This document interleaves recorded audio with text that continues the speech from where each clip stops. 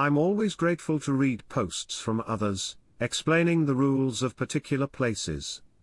A library where you mustn't interrupt the girl in the reflective jacket who reads collected ESVM poems to herself until midnight. A campsite where you must politely offer some of your food to the faceless people who visit your campfire. An old house where you mustn't look out of the window if you hear the sound of bells. Particular places have particular rules. It might be because they're ancient, special, haunted, cursed, or just particularly beautiful places for other things to make their homes. Sometimes you can learn a little from reading others' lists, others' hard-won knowledge of what is or isn't safe, but spirits are petty and varied. One will tear out your tongue if you speak to it, another will kill you for rudeness if you don't. It takes an expert on the area to know. I don't live anywhere quite like that. I live in the old part of Edinburgh. There's nothing cursed or ancient about my flat. It's actually probably one of the least supernatural places in the city. It's safe. Cities often don't have guardians in quite the same way that rural places have.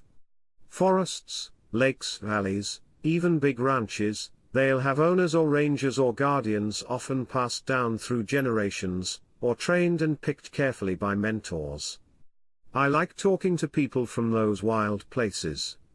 The guardians, rangers and owners of forests and lakes and valleys, I respect the hell out of their attitude. Their reverence for the places they watch over. I don't have anything that special. I stumbled into this. I'll tell you that story if you're patient.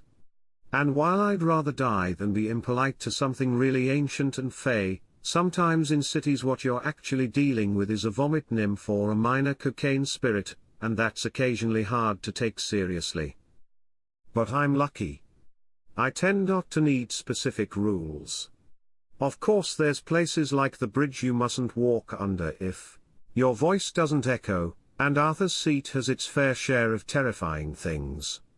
But for the most part, I'm only really concerned by the universal rules, the ones that pretty much apply anywhere, whether it be an ancient haunted cathedral or the most mundane cafe. If you're hurrying home between 2 a.m. and 4 a.m., don't look behind you.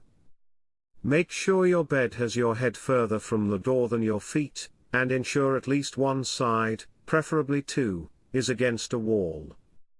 If you're walking past a room and see a person out of the corner of your eye, but when you check again it's just an outfit on a coat hanger, don't freak out. But always make sure you check again. Break at least one solemn promise before about mid-February of each year. Close your closet door firmly before sleeping. It's okay if it cracks open so long as it's too narrow for a finger. Stay under your blanket when you sleep. Having a leg out of the blanket is okay, but don't position your feet where they could be seen from under your bed. Windows can slide upwards or open outwards but must never, ever open inwards. If you feel the intense sensation that something is watching you from the window, ideally close the curtains. You can look from your bed or couch, but never go over to the window and look down, and never ever press your face against the glass. Only certain people are safe to sleep in complete darkness. You'll know instinctively if you're one of the ones who needs to keep a light on or a window open. Don't sleep with someone until you've had at least 3 dates.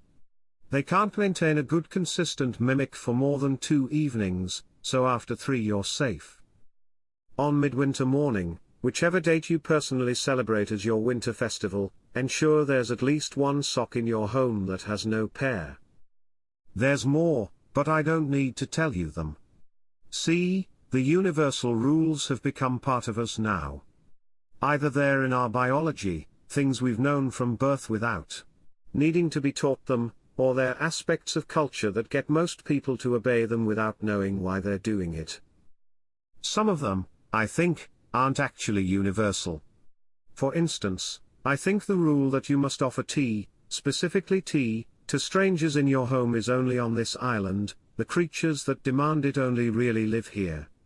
I think some of the rules are culturally dependent, because of course an arbitrary calendar day isn't actually how most non-humans count New Year.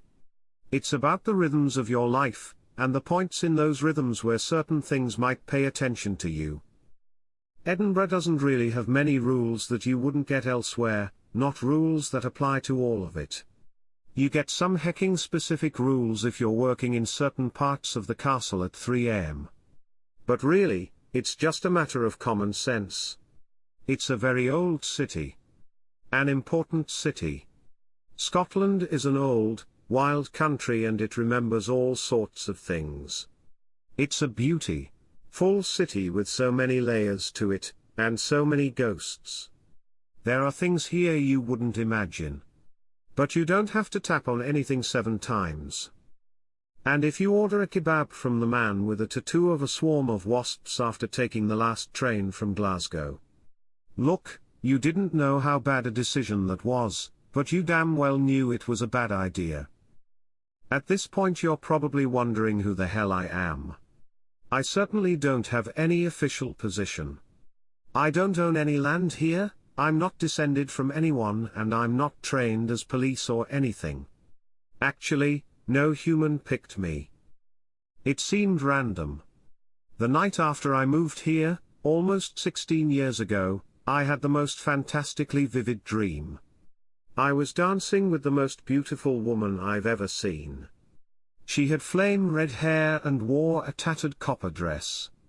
She danced with a sword in each hand but I was unafraid, she moved with such clarity of intent, and she inspired me so much with her grace, that I was able to move around her in perfect timing, and the blades never touched me.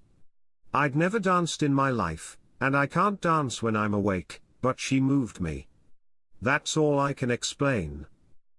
I was woken up by a knocking on my door. It was the same woman. I admit, after our dance, I'm feeling a little famished, she said. I invited her in for eggs and bacon. In hindsight, that was stupid. Most magic runs on rules and rituals, and the laws of thresholds, home sanctity and hospitality are some of the oldest of all. There's plenty of things out there which only need an invite into your home to destroy you. But I'm glad I did. She didn't touch the eggs and bacon, but she told me it was a kind and respectful offer. The first thing she told me was about Waverley.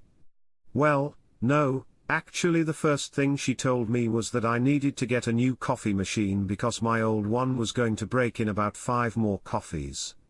The second thing she told me was that, before getting on a train to Stirling, old check if there's a stop at Silvery. There is no Silvery on the line to Stirling. At least, not unless I'm at the station. I've checked with friends who've confirmed this. It's only there when I am, as far as I know. It's safe for me to get off at Silvery. I have an invitation. It is not safe for you, and you shouldn't try. I saw a teenager try it once, and another man who was probably just counting stops to his normal one and didn't look up from his phone as he got off. That's another one of those stories you can ask me for. Anyway, my day job is in an office and I do things with spreadsheets. It's just, in my spare time, I'm one of the people who helps with the rules. There's actually a fair few of us, with as many people and other beings as there are in a big city, but I don't know the others. And I'm writing all of this because apparently some people don't know all the rules. They just didn't get it somehow, their parents didn't teach them or their instincts are all wrong. So I figured I should write something that explains them. Some of them are obvious. You fucking know why your closet door must never be wide enough cracked open for a long grey finger to curl out from inside and wrap itself slowly around the door. If you don't, please just imagine your reaction were you to see that.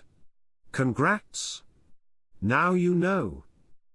Some of them you think you learned better about. You didn't.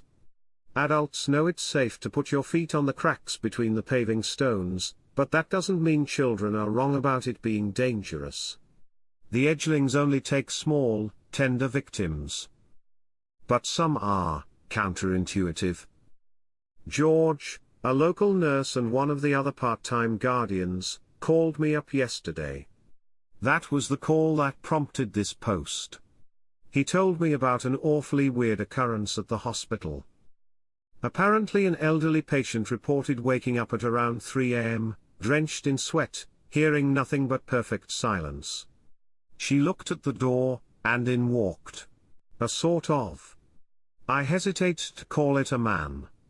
Apparently it had arms that were far too long and dragged on the floor, only a gaping bloody hole where its eyes should be, and a torso that wrapped around in spirals like a knotted rope. The man stopped in the doorway, breathing heavily, and then reached out with one hand. It seemed like his feet couldn't pass the doorway, apparently, but his hands could. Walking his fingers across the floor, then eventually taking a deep breath and supporting the full weight of that awfully long arm, he groped along the beds of the ward until he reached hers. When he touched her feet, his hands weren't cold. They were warm, slimy, a little suctiony. Something told her to remain perfectly still, not to react, not to give any sign of life. The moist, heavy fingers explored her toes a little, lifted her heel, and then dropped her foot. The long-armed creature sighed heavily. No tasty eyes here, it whined. Need tasty eyes. It took a deep breath, coughed up some slime, and whimpered like a child begging for ice cream, delicious eyes. And then it left. Apparently the doctors think the woman's crazy. There's absolutely no sign of the creature on the hospital CCTV. No slime where it supposedly coughed. But George is the nurse that helps old people get cleaned up, and he says her feet were sticky. In a way that turned his stomach, and George's stomach is strong enough to clean pus out of the guy who decided to stick his dick up the open surgical wounds in his own arm and then laugh about it over a pint. George mentioned he's damn glad his patient was sleeping with her head, and her eyes away from the door, and her feet towards it. He's made sure it's hospital policy to ask all patients to sleep that way. I thought it might be valuable to let you all know. I'll be back with more stories of the work people like George and I do. Longer ones, haha, since I won't have to give all this context. And perhaps some more explanations of the rules you already know.